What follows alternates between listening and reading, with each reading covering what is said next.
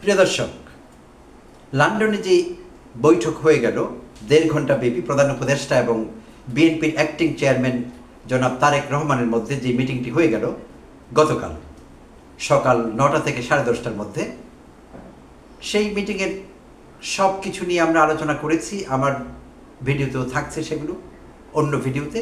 আমি এই ভিডিওতে একটি বিশেষ দিক নিয়ে কথা বলতে চাচ্ছি।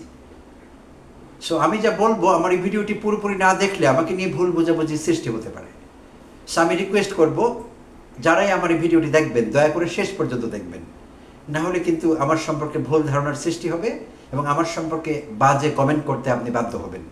সো আপনাকে যাতে এই কষ্ট করতে না হয় সেই জন্য আমি অনুরোধ করছি, ভিডিওটি শেষ পর্যন্ত দয়া করে দেখবেন। আমি খুব লং করব না ভিডিওটি, আশ্বস্ত করছি আপনাদের।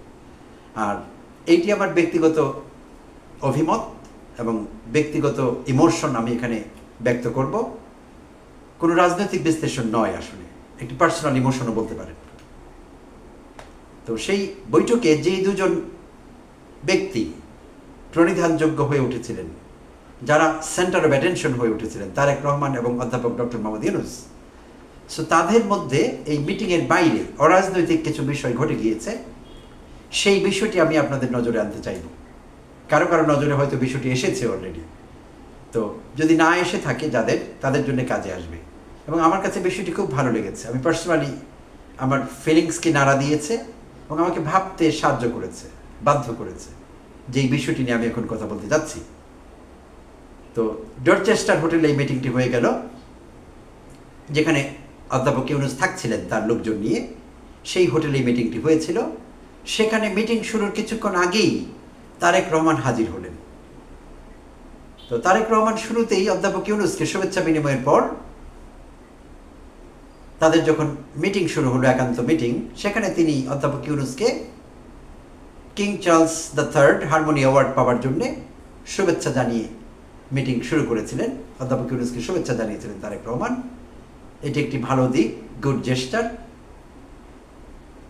আর তিনি অধ্যাপক ইউনূসকে বিশেষ কিছু উপহার দিয়েছিলেন। তো যারা জানেন না তারা হয়তো ভাবছেন নিশ্চয়ই মূল্যবান কোনো কিছু, লাখ টাকা কোটি টাকা দামের কোনো কিছু হয়তো অধ্যাপক ইউনূসকে তারেক রহমান উপহার দিয়েছিলেন। বিষয়টি আসলে মোটেই সেরকম না। তাকে স্বল্প মূল্যের দুটো অমূল্য জিনিস গিফট দিয়েছিলেন তারেক রহমান, স্বল্প মূল্যের অমূল্য জিনিস। আর তা হলো দুটো বই। এর মধ্যে একটি বই ছিল পরিবেশ কর্মী, মানবাধিকার কর্মী গ্রেটা থুনবার্গের লেখা, আর আরেকটি বই আমি ঠিক নোটিস করিনি কার লেখা, ইংরেজিতে লেখা দুটো বই অধ্যাপক ইউনূসকে উপহার হিসেবে দিলেন তারেক রহমান। আর একটি সুদৃশ্য কলমও দেখা গেল সেই উপহারের তালিকায়। তো আমার কাছে খুবই ভালো লেগেছে বিষয়টি। অধ্যাপক ইউনূসের জন্য এর চেয়ে মূল্যবান গিফট আর কি হতে পারত? 1 কোটি টাকা দামের গিফটও যদি তাকে কেউ দিত, সেটি তার জন্য যথেষ্ট হতো না। আর সেটির প্রতি তার বিশেষ আগ্রহ থাকতো, এরকম না। যার জন্য যেই গিফট উপযুক্ত, অর্থাৎ যোগ্য ব্যক্তির জন্যে যোগ্য উপহার। তো আমার কাছে খুব ভালো লেগেছে যে বই দিলেন তারেক রহমান অধ্যাপক ইউনূসকে এবং একটি কলম। সো এইখানে তারেক রহমানের রুচির পরিচয় পেলাম আমি, এবং এই বিষয়টি আমাকে মুগ্ধ করেছে। শুধু তাই না, আরেকটি বিষয় এখন কথা বলবো। তারেক রহমান অধ্যাপক ইউনূস সম্পর্কে কিছু কথা বলেছেন, সেই কথাগুলো আমার ফিলিংসকে নাড়া দিয়েছে, আমাকে ভাবতে বাধ্য করেছে। হ্যাঁ, আমরা দেখেছি তারেক রহমান অল্প কয়েকদিন আগেই অধ্যাপক ইউনূসের এপ্রিলে যে ঘোষিত নির্বাচনের যে রোডম্যাপ, সেই বিষয়ে বেশ উচ্চকণ্ঠ হয়েছিলেন, খুব অন্যভাবে রিয়্যাক্ট করেছিলেন। আমি খুব বিরক্ত হয়েছিলাম এবং আমি এই বিষয়ে আমার চ্যানেলে ভিডিও দিয়েছি। তারেক রহমানের সে আচরণ আমার ভালো লাগেনি। আমার কাছে মনে হচ্ছিল তার নেতারা যেভাবে মাঠে ময়দানে মাঠ গরম করবার জন্য যেরকম কথাবার্তা বলছিলেন, অসভ্য ভাষায় অনেক নেতা তারেক রহমান অধ্যাপক ইউনূস সম্পর্কে কথা বলছিলেন, তাকে ছোট করছিলেন, তাকে হুমকি দিচ্ছিলেন উচ্চ পর্যায়ের নেতৃবৃন্দ, কেন্দ্রীয় কমিটির সদস্যরা। সো যখন তারেক রহমান এপ্রিলে ঘোষিত রোডম্যাপের প্রেক্ষিতে বক্তব্য রাখছিলেন লন্ডন থেকে, সো তারেক রহমানও রাগত সুরে কথা বলছিলেন অধ্যাপক ইউনূস সম্পর্কে। এক ধরনের হুমকির মতো মনে হয়েছিল আমার কাছে, এবং আমি সেটির প্রতিবাদ করেছিলাম। আমার কাছে ভালো লাগেনি। কিন্তু এই মিটিংয়ে তারেক রহমানের কিছু কথা অধ্যাপক ইউনূসকে কেন্দ্র করে বা তাকে উদ্দেশ্য করে আমাকে ভাবিয়েছে। সো আমি শেয়ার করছি আপনাদের সঙ্গে। আশা করছি আপনারাও ভালোবাসবেন, পছন্দ করবেন এই কথাগুলো। তারেক রহমান বলেছিলেন তিনি তার রাজনৈতিক জীবনে একজন অভিভাবক পেয়েছেন। অধ্যাপক ইউনূসকে উদ্দেশ্য করে তারেক রহমান বলেছেন যে তার রাজনৈতিক জীবনে তিনি একজন অভিভাবক পেয়েছেন, প্রণিধানযোগ্য। আমাদের ভাবায় এরকম একটি কথা। জনগণের ভোটে নির্বাচিত হয়ে দেশ পরিচালনার সুযোগ পেলে, জনগণের ভোটে নির্বাচিত হয়ে দেশ পরিচালনার সুযোগ পেলে সো এই লাইনটিও আমার কাছে ভালো লেগেছে। তারেক রহমান দম্ভ করে বলেননি আমরা তো ক্ষমতায় যাচ্ছি, ক্ষমতায় গেলে আমরা এটি করব। চমৎকার ভাষা শৈলী। তিনি বলেছেন জনগণের ভোটে নির্বাচিত হয়ে দেশ পরিচালনার সুযোগ পেলে তিনি, তার মা বেগম খালেদা জিয়া এবং ডক্টর ইউনূসের পরামর্শ নিয়ে পথ চলবেন আগামীতে। চমৎকার। এবং আমরা যতদূর জেনেছি এই যে লন্ডনে তারেক রহমান এবং অধ্যাপক ইউনূসের যে দ্বিপাক্ষিক মিটিং হলো 1-to-1, সম্ভবত সেই মিটিংয়ের অনুপ্রেরণা জুগিয়েছেন বেগম খালেদা জিয়া। বেগম খালেদা জিয়া সুস্পষ্টভাবে বলেছিলেন কেন্দ্রীয় কমিটির নেতাদের, ঈদ শুভেচ্ছা বিনিময়কালে তারা যখন ফিরে যায় বেগম খালেদা জিয়ার সঙ্গে কথা বলছিলেন, তিনি স্পষ্টভাবে তাদের একটি ইঙ্গিত দিয়েছিলেন, তাদের একটি ওয়ার্নিং দিয়েছিলেন যে অধ্যাপক ইউনূসের সঙ্গে তোমরা যা করছো তা করা যাবে না। আমি অধ্যাপক ইউনূসকে চিনি, যা কিছু করতে হয় তোমাদের, যা কিছু আদায় করতে হয় আলোচনার মাধ্যমে সভ্যতা ভব্যতা বজায় রেখে তা তোমরা করো। এবং তিনি এটিও ইঙ্গিত করেছিলেন যদি অধ্যাপক ইউনূস না থাকেন কি হবে, আমাদের কি হতে পারে। দূরদর্শী খালেদা জিয়া বিষয়টি বুঝতে পেরেছিলেন এবং সেই লাইনে তিনি কথা বলেছিলেন নেতাকর্মীদের সতর্ক করে। তাই তার মাধ্যমে অনুপ্রাণিত হয়ে তার পরামর্শক্রমে এই মিটিংটা আয়োজিত হয়েছিল, এইটুকুই আমরা জানি।